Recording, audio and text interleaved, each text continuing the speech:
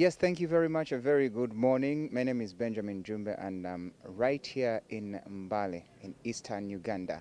Yesterday, the National Unity Platform President, Robert Kyagulanyi, was in Budaka in conducting his campaigns, and he also went to Butevo, where he addressed mammoth crowds talking about the need for a new Uganda.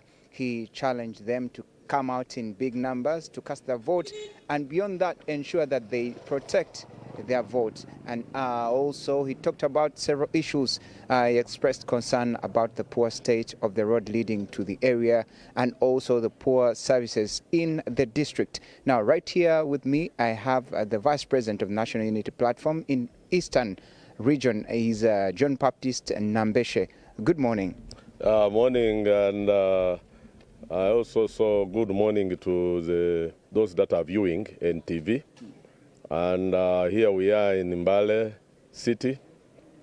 We are about to set off to Kibuku, where we are going to commence with the day's rally for our new presidential candidate, the Honorable Robert Kyagulanyi Sentamu.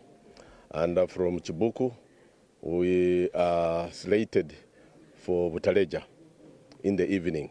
And you know, with us, there are other rallies that emerge organically on the way to rally venues.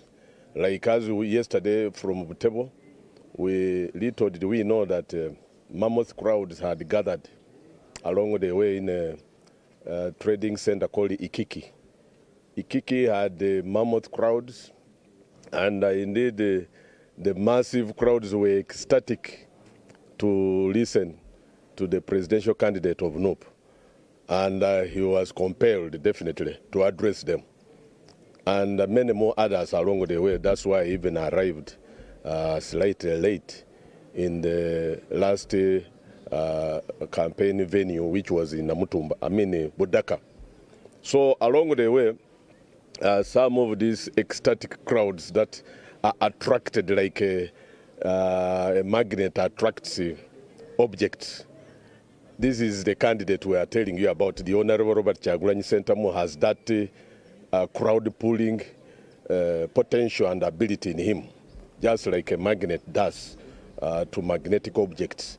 So even we are not sure of what time we shall arrive in Butaleja. You know, soon after we concluded the rally in Budaka, the police, who had seemingly wanted to harass us because we were going beyond the stipulated time, approached me. They were not violent, but they pleaded that we should manage our time better, because yesterday we ate into time which was not meant for us. Which is a violation of the guidelines issued by the by the Electoral Commission. Well, we did not deliberately violate that guideline by the Electoral Commission. We have been strictly adhering to those guidelines, including having our time used properly. But the challenge comes with the police and, of course, the security. They take us, like in Mayuge, I observed keenly that arriving at the venue which was prepared for us, which was the district headquarters, would have taken us basically 30 minutes. But because the security, the police chose to take us through Panya routes, through the villages, through roads which are actually in a very deplorable state, we ended up taking 3 hours to arrive at a campaign venue which could have actually required us to take less than an hour. So equally, these delays are blamed on the surreptitious plans, schemes of the security, which are intended to derail us from using the straight routes they cannot allow. For instance, in Iganga, our candidate was blocked.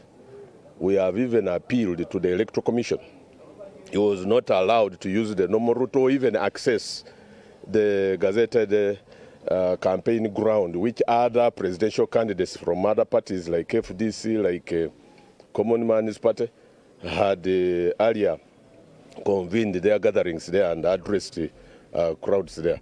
So this, we blame it on the police. Honorable, getting back to what your president talked about yesterday, he talked about the issue of addressing unemployment of the youth. How does he intend to do this, the jobs he promised?